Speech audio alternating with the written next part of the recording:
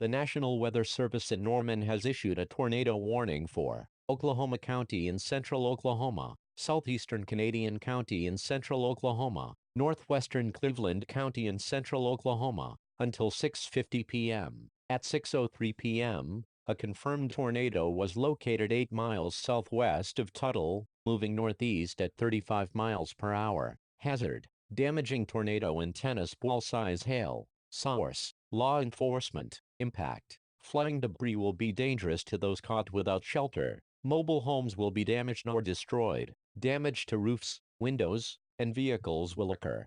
Tree damage is likely. This dangerous storm will be near Mustang at around 6:12, Oklahoma City at around 6:19, Winter at around 6:25, Arcadia at around 6:29. To repeat, a tornado is on the ground. Take cover now. Move to a basement or an interior room on the lowest floor of a sturdy building. Avoid windows. If you are outdoors, in a mobile home, or in a vehicle, move to the closest substantial shelter and protect yourself from flying debris.